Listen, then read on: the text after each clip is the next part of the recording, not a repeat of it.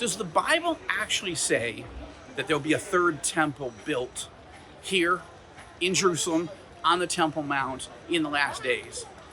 Actually, the answer is yes. And not only will there be a third temple, but the Bible describes a fourth temple as well. Most Christians don't know about that.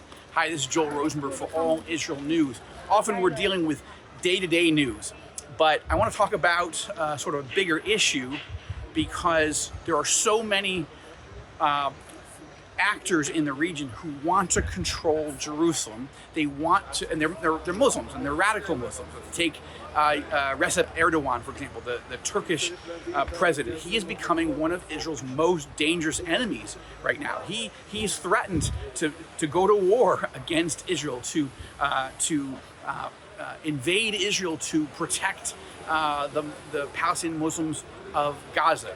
And of course, you have other actors throughout the region. Iran's regime, of course, wants control not just of the city, not just of this land, but of that spot. Why? Because the Temple Mount, that Jews call it and Christians call it, is known as the site of the Al-Aqsa Mosque, the gray dome over there, and then of course the Dome of the Rock that has a gold dome. This site is considered the third holiest site in Islam after Mecca and Medina. But for Jews and for Christians, we believe, based on the Bible, that there will be a third temple, and in fact that there will be a fourth temple. So even though I'm not talking about tactical day-to-day news, what's in the headline, although Erdogan is in the headline, Erdogan's desire to invade us, take us over, that he believes that he is in charge of Jerusalem and he wants to regain control of it, that's very relevant. But the broader topic is, do Christians even understand and believe that the Bible talks about a third and fourth temple? And of course, the answer is yes. And the Bible speaks about both. What's interesting is the book of Daniel, for example, talks about a temple being restored in the last days of history. Jesus himself speaks about the temple being restored. And in fact, at one point in the last of the last days, the Antichrist will not only invade this country, again, something that Daniel speaks about, when the Antichrist will invade the beautiful land, the land of Israel. But Jesus speaks about that there will be a temple on that spot, and that the Antichrist will set up the abomination that causes desolation.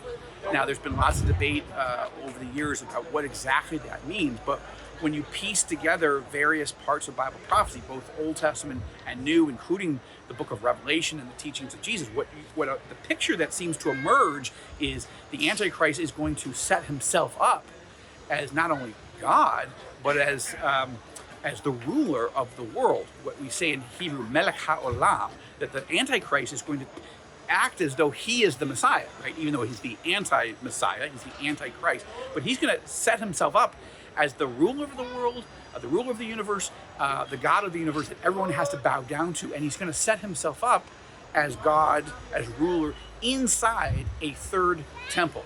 And Jesus is citing, as he warns his disciples and future generations of disciples that this is going to happen, Jesus is citing the book of Daniel. He actually refers to the prophet Daniel. So these are parts of how we know that there will be a third temple.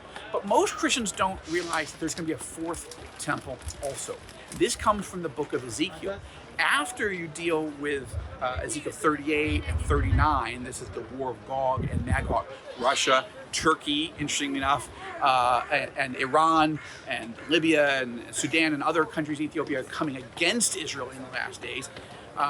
Obviously, God's going to rain down fire from heaven, and we know how God is going to supernaturally intervene to defeat Israel's enemies at that time. Okay? But what happens after, and of course, prior to Ezekiel 38 and 39, is Ezekiel 36 and 37. Those are the famous, dramatic prophecies about how God is going to supernaturally resurrect the sovereign nation state of Israel in the last days, right? And bring the Jewish people back to the land. That's what we've been watching come to pass over the last 100 years, and that's where we are right now. But what's interesting is you go further into the final chapters of the book of Ezekiel, what you find is Ezekiel's vision that God gives him of a future temple. This is a temple far larger than ever has been built in the past. There's been two so far, right? The one that that David wanted to build, but God wouldn't let him build, but David did all the preparations for. Solomon, his son, King Solomon, built that first temple. And then later, we call it Herod's temple, but it's really a temple.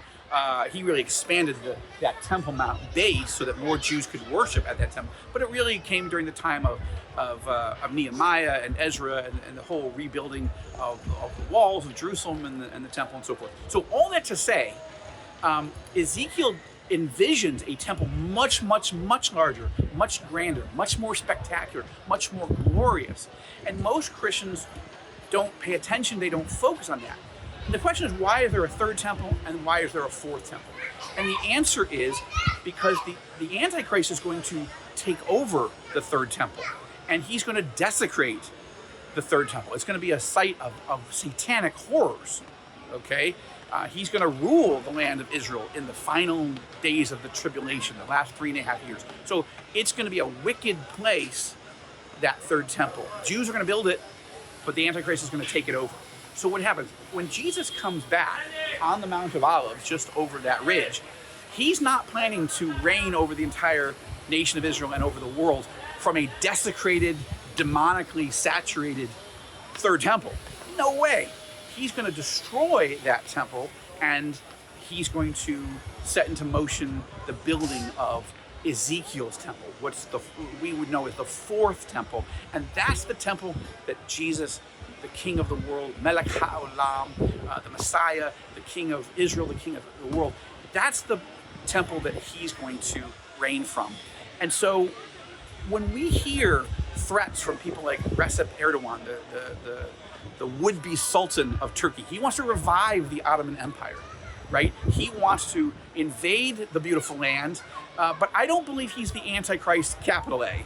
He's an Antichrist, little a. He hates the church, right? Remember, he arrested and persecuted for 2 years an evangelical pastor, Andrew Brunson, in really a horrible situation. That was during the Trump years, and President Trump and his team, Secretary of State Pompeo, Vice President Mike Pence had to work very, very hard to get that evangelical pastor out. But that incident told us a lot about how Recep Erdogan hates Christianity. He hates evangelical Christianity in particular, and he wants to persecute it. Why? Because he's trying to send a message to radical Islamists all over the world. I'm your guy. I'm your leader, right? There is no ISIS right now. There is no Al Qaeda right now. I mean, they exist, but they're not. There is no Osama bin Laden right now. There is no Abu Bakr al-Baghdadi. There is no major figure of the radical Islamist world. The Muslim Brotherhood still exists, but it was defeated in Egypt, right? President Sisi. So what's happening? President Erdogan of Turkey is trying to resurrect the Ottoman Empire. I mean, he would love to be in charge of either literally or effectively of all the Muslims all over the Middle East, North Africa, Central Asia. That's what he wants. And he's threatening. Now, do I take it seriously? I do. Do I believe he's imminently about to invade Israel? I do not believe that. But Turkey is a major factor in the war of Gog and Magog. So we're watching Russia, Turkey, Iran, and other countries, and you should watch it carefully. We're covering these things at All Israel News and All Arab News, and of course on the Rosenberg Report, and the Inside the Epicenter podcast, and so forth. I want you to keep an eye on that. But what I'm saying is there is a lust for that spot, the physical geography of the Temple Mount. Erdogan wants it. All radical Islamists want it. The Iranian regime, the supreme leader of Iran, Ali Khamenei, they want that spot. Why? Why do they want that? They want it because it's God's. God chose it for himself. He chose the city for himself. That's all through the Jewish scriptures, all through the Bible. Chose both Old Testament and New Testament. This is God's chosen city. And that's God's chosen spot. That's where his house is supposed to be located. Now, it clearly is not located there. Jews aren't even legally allowed to pray up there. And Christians can't pray up there either. We can't even take a Bible. We can't open up a Bible on the Temple Mount, where the first two temples were, where the third and fourth temples will be. Right now, that's a spot controlled by Muslims. And yet, that's not always the way it's going to be. So in this moment, when there's all kinds of tensions from Erdogan, from Iran, from others, I just want you to have a sense of where we're going. It's not about today's headlines. in the last few days, last few weeks, I haven't heard of anybody specifically talking about Jews talking about building the temple, but it's out there. There are religious Jews that are preparing for it, want it to happen, but it's not something in the news right now. But it's something you need to be aware of, because the battle is for this country, this city, and that spot. This is Joel Rosenberg overlooking the Temple Mount for All Israel News.